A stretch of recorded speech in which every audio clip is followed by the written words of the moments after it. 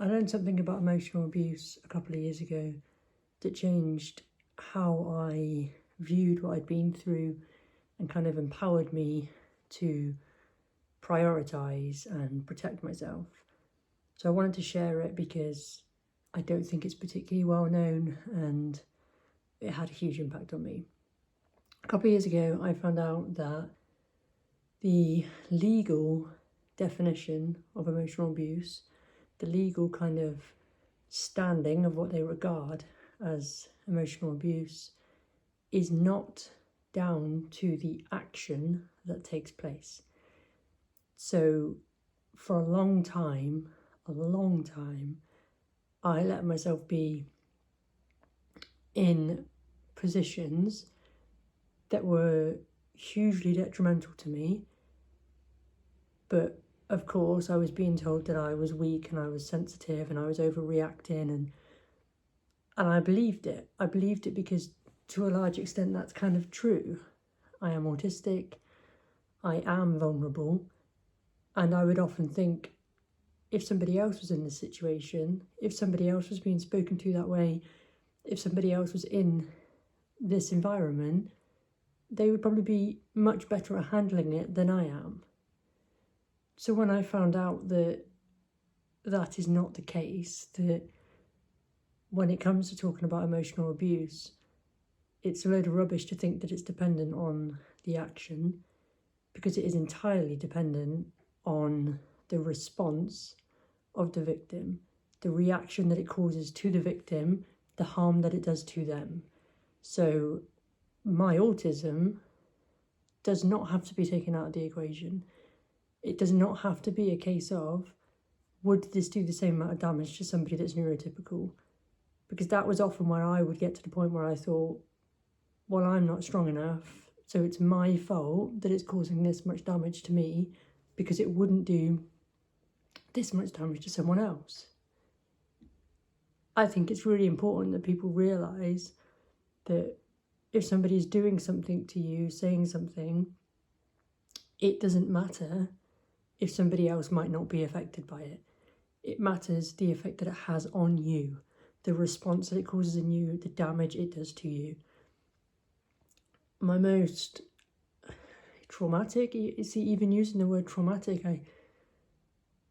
I go back on myself and think, there are people that have such worse situations than what I have been through in relationships and in family situations, and I know that there are people that have had, horrific experiences, and do I have the right to call mine traumatic? My worst one was when an ex got cross, slammed a hand on the side. I fell to the floor because I was scared. I backed into the corner. She took a couple of steps towards me and then walked off. Now, when I say that, I feel like there are a lot of people that would have been physically harmed in that situation. There are people that have had it so much worse than some of the situations that I have experienced. But that situation, I was terrified. As an autistic person, the noise was loud. I was backed into a corner and I was scared, and it had huge repercussions on my sense of safety in that home, on my ability to work for days and weeks after. But it wasn't something that I spoke to people about because, so she slammed her hand on the table on the kitchen worktop and took a couple of steps towards me. Can you label that as abuse? Can you label that as somebody doing wrong? But actually, when you factor in that I am autistic, something of which they knew, but even with that, intent doesn't matter with law. It doesn't matter if she intended to cause traumatic response from me or not. The abuse occurs because it did cause a traumatic response, because it did do huge amounts of damage to me, and it's something that I've had to live with. And at the time, I didn't realise that the law was on my side, not in terms of wanting to take legal action, but I felt like it validated my experiences. I felt like when I found out that the law was on the side of how it is experienced and the damage it does, it took back any defence that somebody else would be stronger, that somebody else wouldn't be as affected.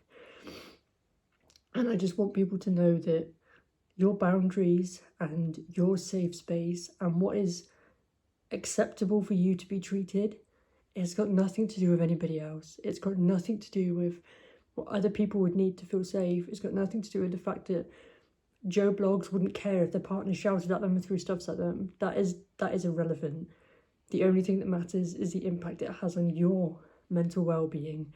And if you find something traumatic, then that is valid, and you have a right to put boundaries up and protect yourself. You have a right to say, I'm not accepting this anymore. And there is absolutely no defence to say that somebody else wouldn't be treated, that somebody else wouldn't respond the same way.